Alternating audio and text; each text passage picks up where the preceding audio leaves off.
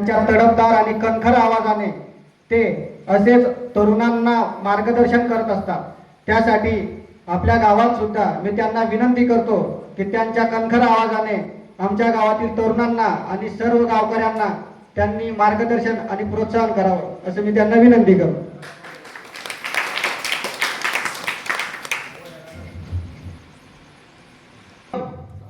आस्ते कदम महाराज गणपती गजपती भूपती प्रजापती सुवर्णरत्न श्रीपती न्यायालंकार मंडित शस्त्रास्त्र शास्त्र पारंगत प्रौढ प्रताप पुरंदर क्षत्रिय कुलावतंस सिंहासनाधीश्वर महाराजाधिराज हिंदवी स्वराज्य संस्थापक श्री श्री श्री छत्रपती शिवाजी महाराज की जय. छत्रपती शिवाजी महाराज की जय. छत्रपती शिवाजी महाराज की जय. सर्वांनी आपापलं स्थान ग्रहण करावं. मुगलों की ताकत को जिसने तलवारों पे तोला था, हर पर्वत में आग लगी थी, हर पत्थर एक शोला था, बोली हर हर मां बोला था. वीर शिवाजी ने रखी थी लाज हमारे आन की, इस मिट्टी से तिलक करो ये धरती है बलिदान की, इस मिट्टी से तिलक करो ये धरती है बलिदान की. अरे हर हर महादेव आवाज सुटला, हर हर महादेव आवाज सुटला, मोगलांच्या कपाळी घाम फुटला, मावळ्यांच्या जळकत्या चमकत्या तलवारी, शत्रू पडते माघारी. राज राज तुम्ही आणखी 10 वर्ष जगला असताना, राज तुम्ही आणखी 10 वर्ष जगला असता तर मोगलाने सुद्धा कपाळी भगवाच लावला असता, मोगलाने सुद्धा कपाळी भगवाच लावला असता. हिंदवी स्वराज्याचे संस्थापक छत्रपती शिवाजी महाराज.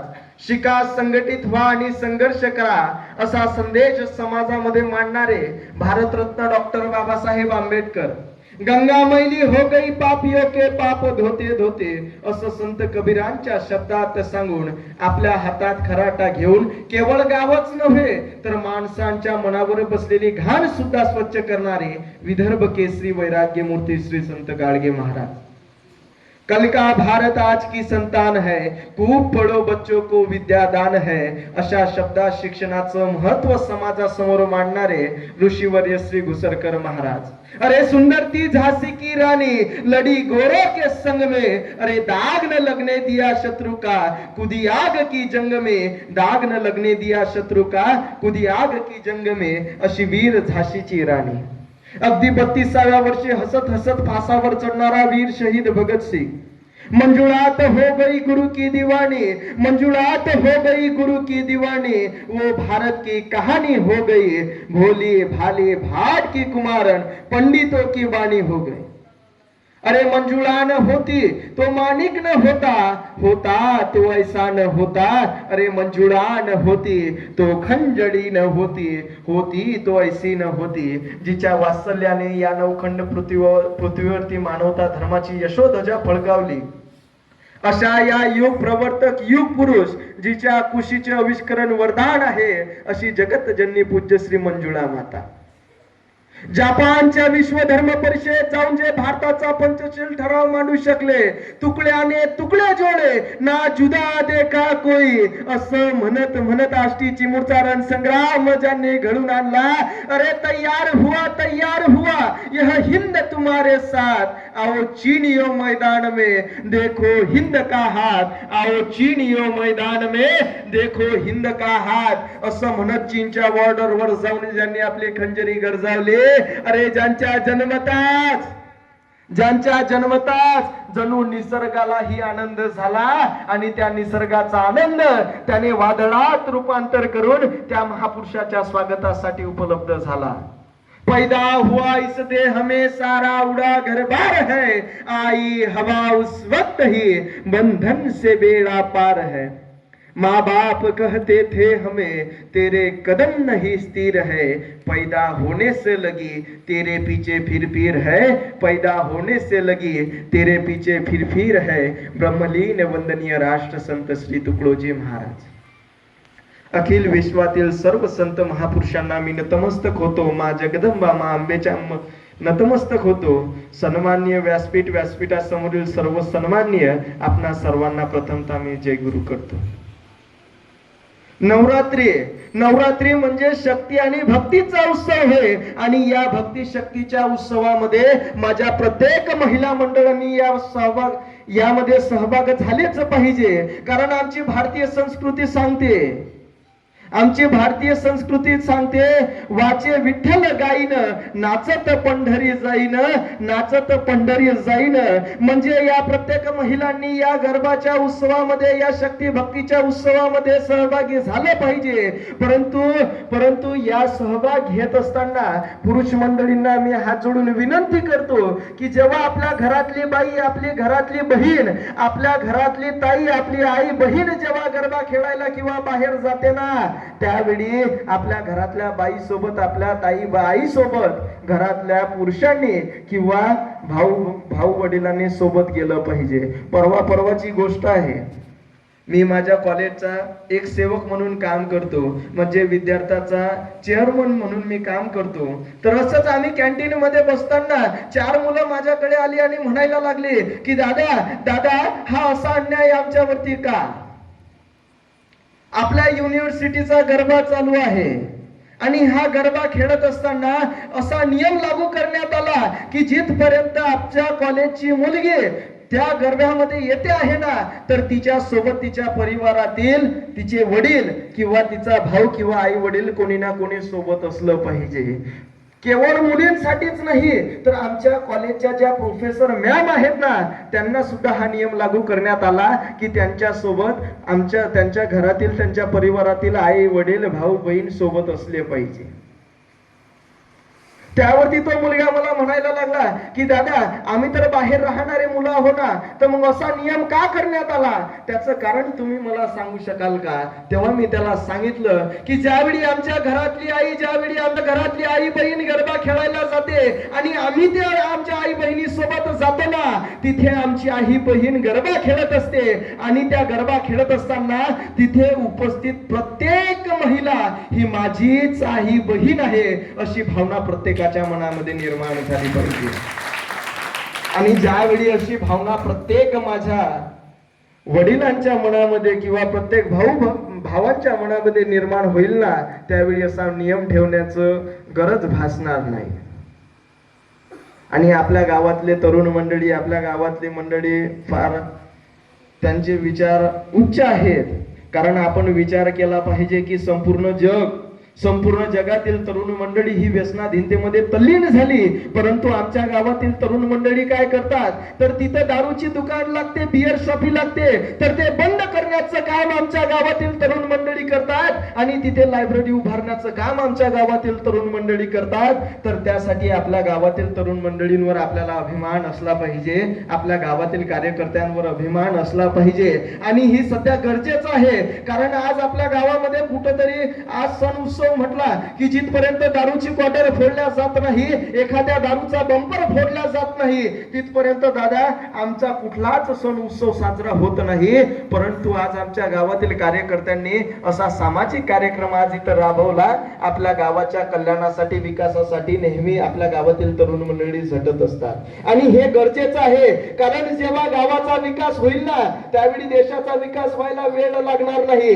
कारण गाव हा विश्वाचा नकाशा, गावावरून देशाची परीक्षा, गावची भंगत उदशा येईल देशा। विश्वाचा मूळ घटक म्हणजे गाव तेथील माणसे, कारण सामान्य गावकरी जर सुखी झाला तर संपूर्ण देश सुखी होईल। यासाठी गावाची उन्नती व्हावी, गावाचा विकास होणे फार गरजेचे आहे आणि गावाचा खरा विकास साधण्यासाठी गावकऱ्यांचे संघटन फार महत्त्वाचे ठरते। ग्राम सुधारणेचा मूलमंत्र सज्जनाने भावे एकत्र, संघटना हेची शक्तीचे सूत्र, ग्राम राज्य निर्माण करी. गावाचा खरा विकास साधण्यासाठी गावकऱ्यांचे संघटन किती मोलाचे ठरते हे संतांनी पटवून दिले. गावाच्या कल्याणातून देश घडतो, त्यासाठी ग्राम निर्माण कला संतांनी फार सुंदर प्रकारे सांगितलेली आहे. परंतु आजचं दृश्य पाहता फार वाईट आहे. ग्राम निर्माण करण्यासाठी जो पैसा येतो तो संपूर्ण पैसा गावाच्या विकासासाठी न लागता आज गल्लीपासून तर दिल्लीपर्यंत भ्रष्टाचाराची कीड जमू लागलेली आहे. त्यामुळे गावाचा विकास पाहिजे तसा होत नसून खादाडपणाची दृष्ट भावना बळावली गेलेली आहे. अरे चल चल आपल्या गावाला, राहू नको रे शहराला, अन्न नाही तर मरशील उपाशी, स्वच्छ करू या गाव सगळे, या जणी हो या जणी. अरे शेकडो वर्षापूर्वी ज्या महापुरुषांनी स्वच्छतेचे मूळ आमच्या गावामध्ये पेरली, आज नेमका त्या महापुरुषांचा वर्तमान तरी स्वच्छ आहे का? अरे ज्या भारतीय संस्कृतीच्या म्हणण्याप्रमाणे आमच्या भारतीय संस्कृतीमध्ये गाईला 33 कोटी देवी देवतांचा मान दिला जातो, आज त्याच गाईंना आम्ही आमच्याच गावामधून कत्तलखान्यामध्ये पाठवण्याचं काम करतो. अरे कहता है इतिहास यहाँ का, दूध की नदियां बहती थी, हरे भरे इस देश की जनता सदा सुख में रहती थी, मगर आज खाने को मिलती न रोटी, दही दूध मक्खन की तो आशा ही छूटी, यहाँ पर करोड़ों कटती है गैया, कैसा खुश रहेगा इसमें कन्हैया, कैसा खुश रहेगा इसमें कन्हैया. अशी परिस्थिती आज आमच्या गावाच्या बाबतीत झालेली आहे, गावाच्या विकासाच्या बाबतीत झालेली आहे. ही परिस्थिती जर आज बदलायची असेल ना तर खऱ्या अर्थाने सर्वप्रथम गावातील तरुण मंडळींनी समोर आलं पाहिजे. कारण नेमका तरुण म्हणजे काय तर जिथं लात मारेन तिथं पाणी काढण्याची धमक या तरुण पिढीमध्ये असते. स्वामी विवेकानंदांच्या शब्दात सांगायचं म्हटलं तर स्वामी विवेकानंदांच्या म्हणण्याप्रमाणे ज्याच्या चेहऱ्यावर तेज आहे, देहामध्ये शक्ती, मनामध्ये उत्साह, बुद्धीमध्ये विवेक, इंद्रियावर संयम, धाडसाचे धैर्य, सिंहासारखी शौर्यता व सेवेत सदा तत्परता असेल ना तो खरा आदर्श युवक समजावा. परंतु आज नेमकं झालं काय? आज आमच्या तरुणांच्या देहामध्ये शक्ती आहे, परंतु ते शक्ती कुठंतरी जनसामान्याच्या कल्याणासाठी न लागता आज जनसामान्याच्या शोषणाकरिता खर्ची घातली. तरुणांच्या चेहऱ्यावर तेज आहे, परंतु तेज कुठेतरी व्यसनाधीनतेमध्ये गमावून बसले. अरे आज आमच्या तरुणांच्या मनामध्ये प्रचंड उत्साह आहे, परंतु तो उत्साह कुठेतरी धर्माच्या नावाखाली दंगली घडवून आणण्यात तर कुठे दगडफेक करण्यात खर्ची घातले. अरे जानी जवानी खून भरी है तरतर चलता फिरता, देश धर्म के काम न आया, जैसा भैसा चरता, सुंदर दिखता है तो क्या तूने सेवा ही नहीं किया, सुंदर दिखता है तो क्या तूने सेवा ही नहीं किया. अरे सुंदर थे सुभाष गांधी वीर जवाहर बाके, फना हुए इस देश के खातिर बजे नगारे जाके, फना हुए इस देश के खातिर बजे नगारे जाके. आज खऱ्या अर्थाने आमच्या देशातील तरुण मंडळी, विद्यार्थी मंडळी केवळ शालेय शिक्षणाच्या मधात गुंतून दिसते आहे, केवळ पुस्तकी ज्ञानाच्या मागे लागलेल्या दिसत आहेत. नुसते नको उच्च शिक्षण हे तो गेले मागील युगी लपवण, आता व्हावा कष्टिक बलवान सुपुत्र भारताचा.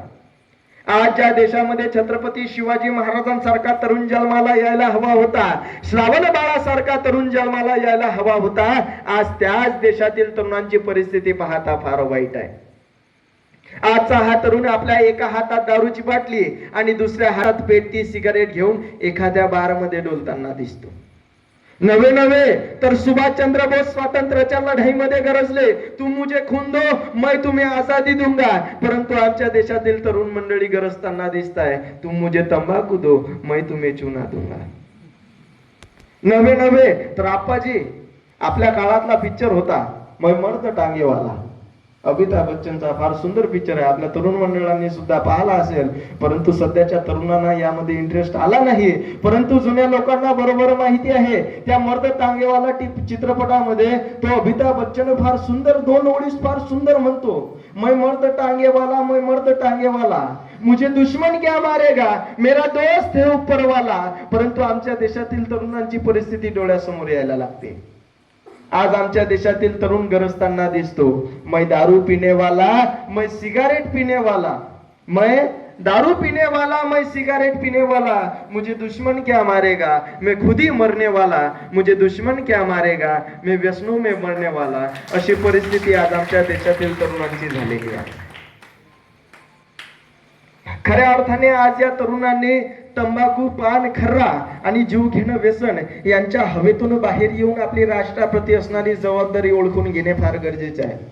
मोहम्मद पैगंबर आपल्या कुराणाच्या माध्यमातून फार सुंदर असं दृष्टांत डोळ्यासमोर ठेवतात. प्रत्यक्षात तो अल्लाह, तो ईश्वर आपल्या भक्तापुढे 3 पर्याय ठेवतो आणि त्या 3 पर्यायापैकी एक पर्याय हा तुला निवडावाच लागेल. त्यावेळी तो व्यक्ती विचार करायला लागतो, आपण मांस खाल्ले तर आपल्यावरती पाप लागेल, स्त्रीचा छळ काढण्याचा प्रयत्न केला तर चारित्र्यावर डाग लागेल, त्यापेक्षा आपण एकदाची दारू पिऊन घेऊ. परंतु सज्जनांनो, नेमकं होतं काय? ज्यावेळी तो व्यक्ती दारू प्यायला लागतो त्यावेळी तो ह्या 3ही गोष्टी करायला लागतो. तो मांसही खायला लागतो आणि तो व्यभिचारही करायला लागतो. मेरी बात तोल, मेरी बात तोल बंदे, मेरी बात तोल. आज आम्ही छत्रपती शिवाजी महाराजांना आमचा आदर्श समजतो. समजलंच पाहिजे, कारण स्वराज्य मिळवून देण्यासाठी सिंहाचा वाटा असलेला छत्रपती शिवाजी राजा होय. परंतु खरे शिवाजी महाराज आम्हाला समजले का? आम्ही शिवजयंती साजरी करतो, परंतु एका हातात दारूची बाटली आणि दुसऱ्या हातात भगवा झेंडा घेऊन छत्रपती शिवाजी महाराजांच्या नावाचा जय घोष करणारा तरुण आढळतो. परंतु छत्रपती शिवाजी महाराजांच्या विचाराने परिपूर्ण असलेला तरुण मात्र कुठेतरी हरवलेला दिसतोय. मराठे शूरवीरांनो निकामी स्वस्त का बसला, म्हणविता मराठ्या मी शिवछत्रपती वंशाला, अरे वाचले काय चारित्र्याला, बघा इतिहास थोडासा, शिवाजी शिवबा म्हणताना रायगडी छत्रपती झाला, शिवाजी शिवबा म्हणताना रायगडी छत्रपती झाला. आज खऱ्या अर्थाने दारू पिऊन शिवजयंती साजरी करण्याऐवजी छत्रपती शिवाजी महाराज, छत्रपती संभाजी महाराज, मा जगदंबेचे विचार समजून घेण्याची, केवळ विचार समजून घेतल्याने चालणार नाही, तर ते आचरणात सुद्धा आणता आलं पाहिजे. अरे छत्रपती शिवाजी महाराजांचे मावळे कसे होते? छत्रपती शिवाजी महाराजांचे मावळे कसे होते? अरे गरजला सिंह जणू धावे मिळविला तोर ना किल्ला, म्हणे दंडीन दुष्टाला, वाकविन थोर जरी असला, परकीयांच्या ताब्यातून कोंडाणा मुक्त करण्यासाठी वीर तानाजीनं आपला पुत्र रायबा नावाच्या मुलाचं लगीन बाजूला सारलं आणि आधी कोंडाण्याचं लगीन लावलं. तरुणांनो, तुम्ही त्या वीर तानाजीचे वारस तुम्ही आहात. त्या वीरांचा वारसा तुम्ही जोपासला पाहिजे. या देशातील प्रत्येक तरुण या देशाचा आधारस्तंभ बनला पाहिजे. कारण तरुणांच्या रक्तात उर्मी असते, श्वासात ऊर्जा असते, कार्यात शक्ती असते. परंतु योग्य वळण मिळाले तर, नाही तर धर्माच्या नावाखाली दंगली घडवण्यात येते, धर्माच्या नावाखाली दंगलफेक करण्यात येते, दगडफेक करण्यात येते. मग खरे शिवाजी महाराज तुम्ही आम्ही समजून घेतले पाहिजे. अरे ज्या देशामध्ये सिंहाचा वाटा असलेला छत्रपती शिवाजी महाराजांसारखा तरुण ज्या देशामध्ये जन्माला यायला हवा होता, अरे इंग्रजांच्या विरोधात घमसान युद्ध छेडणारा आदिवासी शहीद बिरसा मुंडा सारखा तरुण जन्माला यायला हवा होता. आज त्याच देशातील तरुणांची परिस्थिती म्हणजे केवळ एक शोकांतिक आहे. आज आमच्या तरुणांना शेतात बनियान फाटेपर्यंत कष्ट करणारा तो माझा शेतकरी बाप आदर्श वाटत नाही, परंतु विनाकारण फॅशनच्या नादात कपडे फाडणारा तो सलमान खान आदर्श वाटायला लागतो. अरे आज आमच्या तरुणांना जर तुम्ही प्रश्न केला की बाळा तुला मोठं होऊन काय बनायचं, त्यावेळी तो तुम्हाला सांगण्यात येईल, तो तुम्हाला सांगायला लागेल की मला मोठं होऊन डॉक्टर, कलेक्टर, इंजिनियर बनायचं. एखादा त्याही पलीकडचा हुशार निघते, प्रत्येक गावामध्ये भेटते, पण आपला आदर्श गाव आहे आपल्या गावामध्ये भेटत नाही. आमच्याकडचं सांगतो याही पलीकडे एखादा निघते आणि तो आम्हाला सांगायला लागतो की मला मोठं होऊन हनी सिंग बनायचं, मला मोठं होऊन हनी सिंग बनायचं. एकानं तर मला सांगितलं की मला मोठं होऊन म्हणायचं MC स्टँड बनायचं. MC स्टँड माहिती आहे का कोणी? आप्पाजी तुम्हाला नाही माहिती, तुम्ही विचार नका करू. एका ठिकाणी गर्व सुद्धा झाला पाहिजे, कारण तो मुलगा एकदम साधारणशा कुटुंबातला मुलगा होता. तो लहानाचा मोठा होऊन आज प्रत्येक तरुणाच्या मनावरती राज करतो, फक्त तरुणांच्या मनावरती. एमसी स्टँडचा आदर्श आज आमचे तरुण घेतात. एमसी स्टँडचे गाणे कोणते? घरात नाही गहू, घरात नाही गहू म्हणे एलईडी लावू, असा म्हणणारा तो एमसी स्टँड आमच्या तरुणांना बनायचा आहे. परंतु हे सर्व बनत असताना कुठेतरी कष्टकरी तो शेतकरी राजा बनायचं असं कोणी म्हणताना दिसत नाही. आज खऱ्या अर्थाने तुम्ही आम्ही समजून घेतलं पाहिजे की आज जर आमच्या तरुणांचा आदर्श तो भगतसिंग ऐवजी हनीसिंग होताना दिसतो, तर याचं कारण म्हणजे जर भगतसिंग जन्माला यायचा असेल ना, तर त्याआधी भगतसिंगाची आई घडवणे फार गरजेचे आहे. आज जर तुम्हाला वाटत असेल की आमच्या पोटी भगतसिंग जन्माला आला पाहिजे, तर त्याआधी भगतसिंगाची आई घडवणे फार गरजेचे आहे. कारण ज्यावेळी आमचा लहान भगत आमच्या पोटात खेळत असतो ना, त्यावेळी आमच्या आईला तारक मेहता का उलटा चष्मा पाहावंसं वाटतं. अरे तुम्ही तारक मेहता का उलटा चष्मा पाहता आणि स्वतःचा भगत सरळ निघण्याचा प्रयत्न करता, कसं काय शक्य होईल? ज्यावेळी छोटासा भगत तुमच्या पोटामध्ये खेळतो, त्यावेळी तुम्ही शिला की जवानीची आई रडत होती, त्यावेळी भगतसिंगाच्या आईला म्हणायला लागला, माँ तू रो रही हो कि तेरा भगत फांसी पर जा रहा. त्यावरती भगतसिंगाची आई फार सुंदर उत्तर द्यायला लागते. भगतसिंगाची आई म्हणायला लागते की नहीं बेटा भगत, मैं इसलिए नहीं रो रही कि तू फांसी पर जा रहा, मैं तो अपनी कोख पर रो रही हूँ कि मुझे 2-4 भगत सिंह और होते तो मैं इस भारत माता पे निछावर कर देती. अशी म्हणणारी ती भगत सिंगाची आई आज जन्माला येणे फार गरजेचे आहे. कोण होता हा भगतसिंग? भगतसिंगाची आई जन्माला आली पाहिजे, भगतसिंगाचं नाव घेतलं जातंय, परंतु नेमका हा भगतसिंग कोण होता? अरे अगदी लहान वयात ज्या मुलाला काही समजत नाही ना, त्यावेळी तो छोटासा भगतसिंग त्याच्या मित्रांसोबत खेळायला जातो आणि खेळत असताना त्याचे मित्र एकीकडे आणि छोटासा भगत एकीकडे खेळात रमला होता. गोविंदरावाचे लक्ष त्या छोट्याशा भगतकडे गेले आणि त्या भगतसिंगाला म्हणायला लागले की बेटा भगत ये तुम क्या कर रहे हो? त्यावरती तो छोटासा भगतसिंग उत्तर द्यायला लागतो कि मैं इस जमीन में बंदूकों की बीजे बो रहा हूं ताकि मुझे ये स्वातंत्र्य संग्राम में काम आएगी. अरे असा म्हणणारा तो भगतसिंग जसा मोठा व्हायला लागतो ना, तसे त्याच्या खेळाचे प्रकार सुद्धा बदलायला लागतात. स्वतःच्या मित्रांना पोलीस बनवायचं आणि स्वतः चोर बनायचं, असं तो भगतसिंग. ज्यावेळी तो शाळेत जायला लागला ना, त्यावेळी संपूर्ण जगाला हादरून देणारी बातमी समोर आली, ते म्हणजे जालियनवाला बाग हत्याकांड. त्यावेळी इंग्रजांनी आपल्या भारतीयांवरती नियम लागू केला होता की एके ठिकाणी भारतीय गोळा होतील नाही. परंतु अशा परिस्थितीत त्या जालियनवाला बागेत लहान बाळापासून तर वृद्धापर्यंत तिथं सर्वजण उपस्थित होते. इंग्रजांना माहिती होतं की भारतीय एकत्र आले ना, तर आपल्याला पळून जायला वेळ लागणार नाही. ज्यावेळी त्या जालियनवाला बागेमध्ये सर्वजण उपस्थित होते, सर्व भारतीय उपस्थित घडवू शकले. आणि छत्रपती शिवाजी महाराज हे एकमेव राजे असे होते की त्यांच्या कार्यात त्यांची प्रजा आणि त्यांचे मावळे सुद्धा समरस होते. एक लेखक फार सुंदर वर्णन करतात एका प्रसंगाचे. सगळीकडे धामधुमीचा काळ आहे, सैनिक शिपाई तर सोडा, तर शेतात कष्ट करणारा तो शेतकरी राजा सुद्धा कामात गुंतून गेला आहे. अशातच बांधावरून 4 घोडेस्वार येत असताना एका शेतकऱ्याच्या 10 ते 12 वर्षाच्या हाडामासाच्या कोहळ्या मुलाने पाहिले. तो त्या शस्त्रसज्ज घोडसवारांना अडवतो आणि दम द्यायला लागतो, खबरदार टाच मारून जाल पुढे, चिंधड्या उडवीन राई एवढ्या. त्या शस्त्रसज्ज घोडसवारांना तो 10 वर्षाचा मुलगा दम देत होता. कुठल्याच प्रकारची मनात भीती नाही. समोर लेखक कसं सांगतात की जो मुलगा त्या शस्त्रसज्ज घोडसवारांना दम देत होता ना, ते दुसरे तिसरे कोणी नसून स्वतः छत्रपती शिवाजी महाराजच होते.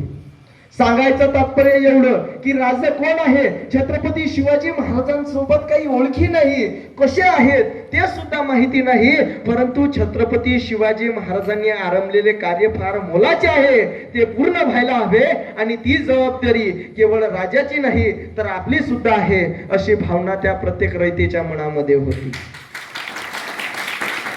त्या प्रत्येक मावळ्याच्या मनामध्ये होती. प्रचंड फौज फाट्यासह सिद्धी जोहर पन्हाळ गळ्याला वेळा देऊन बसला होता. महिने उलटले तरी वेढ्यात मात्र ढील पडली नाही. अशा वेळी राजांना सुटकेचा मार्ग सापडत नव्हता. अशा वेळी एक बेत रचवण्यात आला आणि त्या बेताचा भाग म्हणून एक खोटा शिवाजी बनवण्यात आला. तो पालखीत बसलेला खोटा शिवाजी शत्रूंच्या तावडीत सापडणार आणि इकडे ओळख पटेपर्यंत तिकडे माझ्या राजांना दूर जाण्यात उत्सुकता मिळाली. तो पालखीत बसलेला खोटा शिवाजी कोणाच्या हागीरदाराचा मुलगा नव्हता. तो पालखीत बसलेला खोटा शिवाजी कोण्या श्रीमंताचा मुलगा नव्हता, तर तो पालखीत बसलेला खोटा शिवाजी एका गरीब सामान्य कुटुंबातील जीवा काशीद नावाचा मुलगा होय. त्याला माहित होते आपण शत्रूच्या तावडीत सापडणार आणि आपला खात्माही होणार, तरी सुद्धा हसत हसत शत्रूंच्या तलवारीने मरायला कवटाळायला तयार झालेला तो जीवा काशीद कुण्या जहागीरदाराच्या किंवा कुण्या पैशाच्या लोभाने मरायला तयार झाला नव्हता. तर तीच भावना, अरे आपण मेलो तरी चालेल परंतु लाखांचा पोशिंदा असणारा तो शिवाजी राजा मात्र जगला पाहिजे, अशी भावना त्या प्रत्येक मावळ्याच्या मनामध्ये होती. परंतु आज आम्ही काय केलं, छत्रपती शिवाजी महाराजांना केवळ धर्माच्या कलिकुलपात बांधून ठेवलं. परंतु सांगावंसं वाटतं की छत्रपती शिवाजी महाराज कधी मोगल धर्माच्या विरोधात लढले नाही. छत्रपती शिवाजी महाराजांचा कधी मोगल धर्माच्या विरोधात नव्हता. त्यांचा लढा होता तर मोगल सत्तेच्या अन्यायाविरोधात. कारण छत्रपती शिवाजी महाराजांचा अंगरक्षक दुसरा कोणी नसून फाजल खान नावाचा मुसलमानच होता. पाठ फुटेपर्यंत मार खाल्ला परंतु राजा कुठल्या दिशेला गेले हे कधी त्या मोगल सत्तेला सांगितलं नाही. ते म्हणजे मदारी मेहत्तर नावाचे मुसलमानच होते. छत्रपती शिवाजी महाराजांनी आपल्या मुस्लिम बांधवांसाठी की भगवान क्या है बेवकूफ देगा तुम्हें मुक्ती भला, भगवान क्या है बेवकूफ देगा तुम्हें मुक्ती भला. आज संपूर्ण जग तुपाशी परंतु आमचा शेतकरी राजा मात्र उपाशी, असं खेदानं म्हटलं जातं.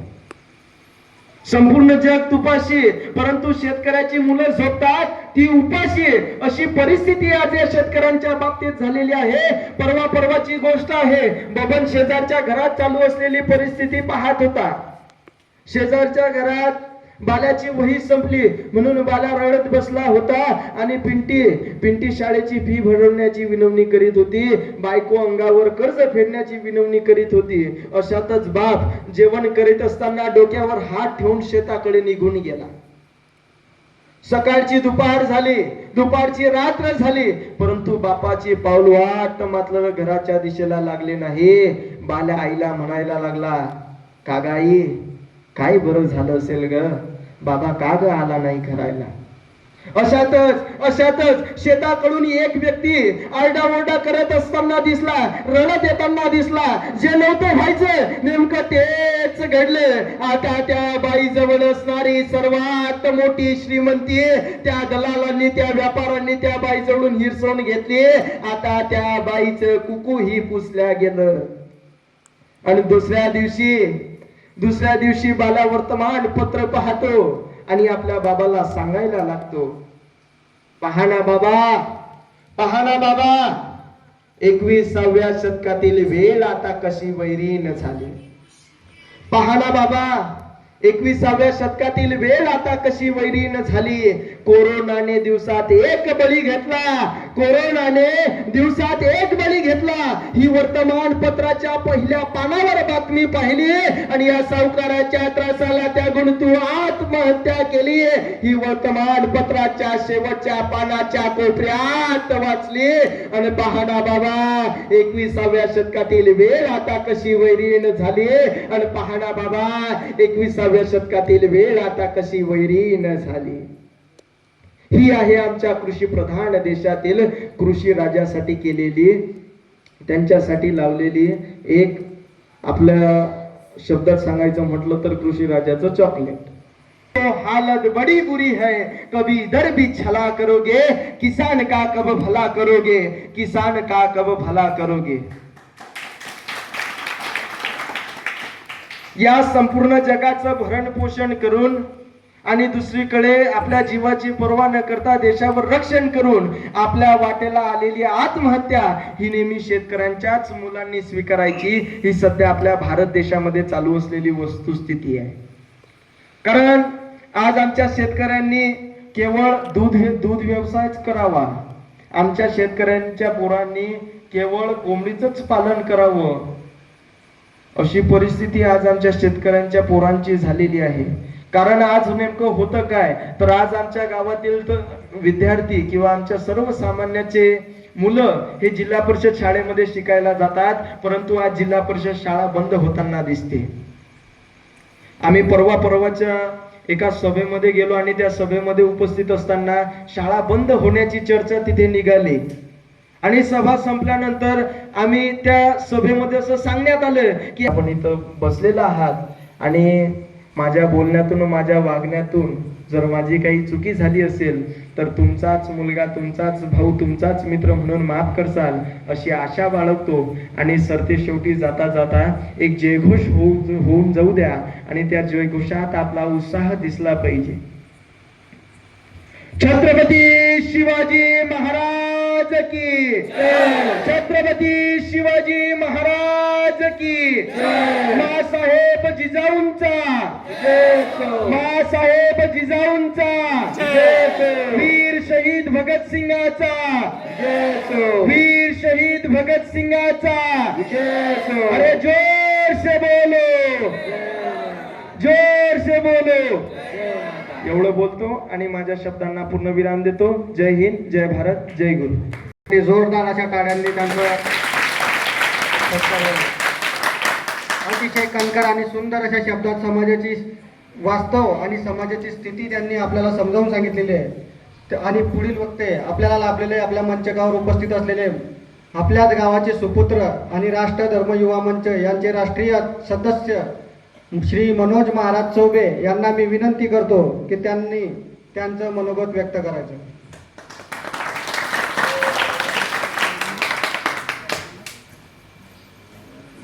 रायगडी मंदिरी वसे माझा राया, चरणासी अर्पितो अजन्म ही काया.